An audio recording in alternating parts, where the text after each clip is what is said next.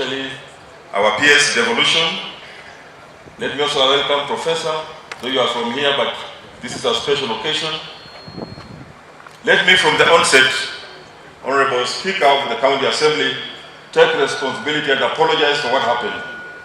I want to assure you that I'm going to take action against those who breach the gap that you have raised that almost made us lose focus. So I'm pleased to welcome you here today and to present before you our County Integrated Development Plan 2023-2027. Abraham Lincoln aptly said, and I quote, "Give me 6 hours to chop down a tree and I'll spend the first 4 sharpening the axe." It is a very nostalgic day for me. Exactly 10 years ago in this very season, and as your first governor, I made a promise of what I would deliver. Today, we are not only witnessing the fulfillment of the stipulation of the County Governments Act that each county must have a 5-year county integrated development plan to set forth clear goals and objectives, show clearly the expected outcomes, provide a monitoring and evaluation, and spell out a clear reporting mechanism. We are witnessing the pathway to the fulfillment of my social contract with the people of Bungoma from 1 decade ago. Ladies and gentlemen, our CIDP has not been crafted in a boardroom by experts or an elite team. It is a result of continuous engagement and diverse public participation with the people of Bungoma County. It expresses the aspirations, needs and dreams and the development they envisage over the next 5 years. It crystallizes the opinion of all the elected leaders in Bungoma County, opinion leaders, women and youth leaders, national government officials, religious leaders, the business community, professionals, locally based, community-based organizations, and friends of our county. It is a result of concerted effort to interpret and actualize the desires and needs of our people. Ladies and gentlemen, through this process, we as the people of Bungoma come together find the best solutions to achieve good long-term development through citizens' participation.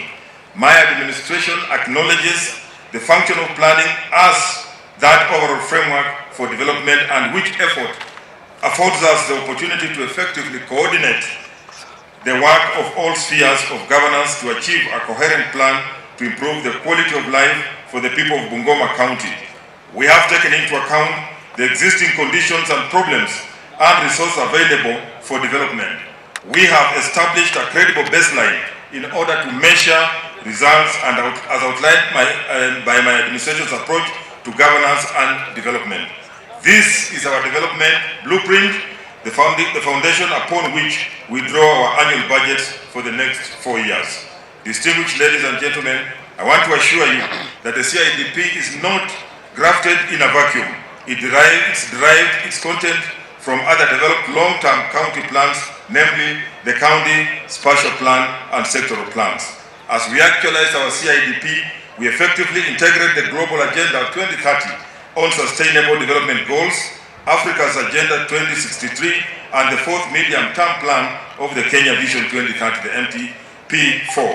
We will leverage on the national government agenda that is geared towards economic turnaround and inclusive growth, and which aims to increase investments in micro, small, and medium enterprise, housing and settlement, healthcare, the digital, superhighway, and creative industry. Our CIDP will help us remain committed to good governance and public management. My government places a high value on transparency and accountability, regulatory reforms, and leadership. I want a well-run government in which there exists a balance between economic and social goals on the one hand and individual and communal goals on the other. Good governance aims to encourage the efficient use of resources and ensure accountability and stewardship of those resources. We are only the duty bearers. The people of Bungoma remain the right holders. Ladies and gentlemen, as I promised in my acceptance speech, this phase of our development agenda will be hinged on last mile completion of ongoing projects, which include completion and equipping of the 300 and 100 bed capacity maternal and child blocks at Bungoma County Referral Hospital and Sirisia Sub-County Hospital respectively. Expansion and modernization of Masinde Muliro Stadium, equipping of the county dairy processor at Webuye, operationalization of Chwele Chicken Slaughterhouse, completion of Brigadier Misiho Road. My government will undertake to complete the dualling of the 6.5 kilometer of the high traffic section of Mumias Bungoma Road C33 from Kandui Junction to Sangalo Junction. We will undertake a comprehensive agricultural support program to spur out through insurance of farm inputs, support extension work and farmers training, market and street lighting, trade loans, and the revival of youth, women and disability funds, construction of affordable housing, education support program, construction of 3 major dams in Mount Elgon, Nabuyole and Namasanda. As a county, we do not have sufficient investment in industrialization. This weakens our efforts at value addition. To spur the growth, we are working with the national government to establish an industrial park to achieve the infrastructure economies of scale and aggregation. Evaluation has already been done, and the tenders will be awarded anytime now for the contractor to move on site to start the industrial park at Sangalo. In order to improve provision of health services in our county, we will work with the relevant regulatory bodies to meet the necessary conditions that will ensure that our county referral hospital is upgraded to level 5 hospital. As a way of reducing our recurrent expenditure and overheads, we have tendered for construction of our county headquarters as well as official residences of the county leadership. This will be completed in the next 2 financial years and will be at a modest cost. Ladies and gentlemen, in line with the stipulations of the UN SDG 13, we will take the necessary action to combat climate change and its impact by increasing climate resilience and promoting sustainable practices to mitigate the effect of climate change. In addition to environmental protection, we will encourage sustainable resource use to attain to remain environmentally sustainable. In the course of developing the 3rd generation CIDP, we have strengthened the policy, legal and institutional framework for that participatory decision-making which began in my first term in office. To measure performance and report to the people of Bungoma, effective monitoring, evaluation, reporting and learning will be an integral part of timely implementation of planned programs while embracing transparency and accountability. In the meantime, to achieve the development agenda set out in the County Integrated Development Plan 3, 2023-2027, we require 97.6 billion against a projected county revenue of 77.1 billion. This implies a funding gap of 20.5 billion. We have embarked on a robust on-source revenue enhancement through strengthened governance structures that will see our collection rise by over 66% in the short run. This is expected to incrementally grow and help bridge the funding gap. I also appeal to our development partners to help us by supporting programs and projects within the purview of their mainstream plans. I also intend to increase our fund-raising efforts by holding regular sectoral roundtable meetings with development partners. We will also explore public-private partnerships to ensure that the people of Bungoma enjoy development. Conrad Hilton said, and I quote, "Achievement seems to be connected with action. Successful men and women keep moving. They make mistakes, but they do not quit." End of quote.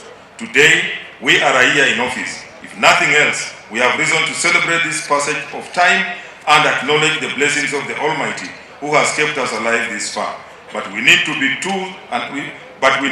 not be too unkind to ourselves. If we take stock of how we have acquitted ourselves of our responsibilities in the last year, you will agree with me that we have many conquests and successes to celebrate despite the many challenges we still face. Ladies and gentlemen, as your first and third governor, I intend to rise above the sum total of my shortcomings in the first term and walk in the steps that will have all built together in the last 10 years. As I said when I took my oath of office a year ago, I am buoyed by your renewed confidence in me, but acutely aware of the magic of the second chance.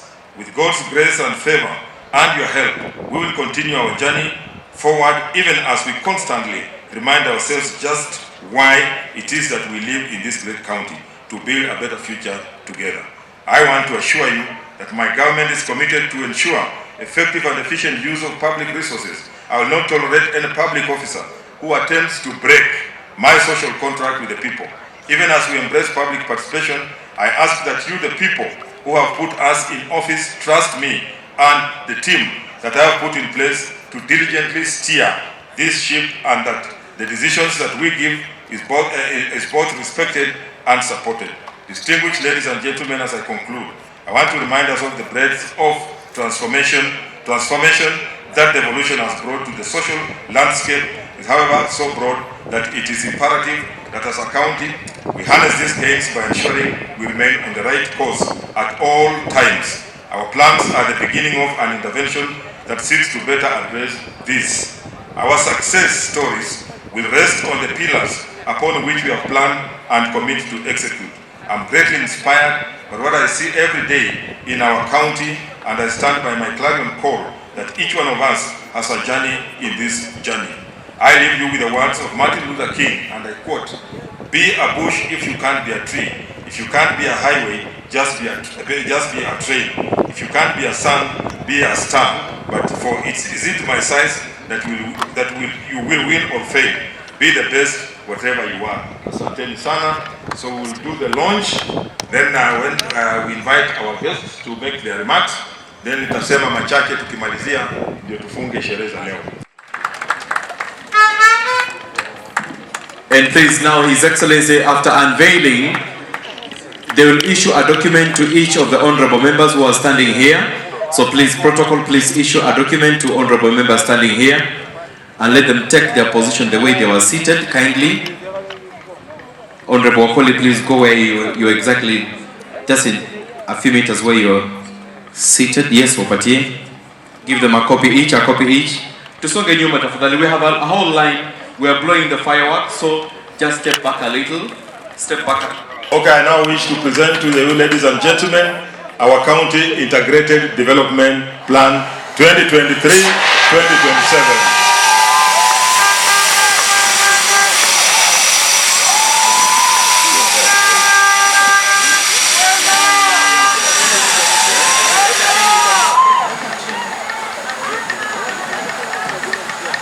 Aya, makofi.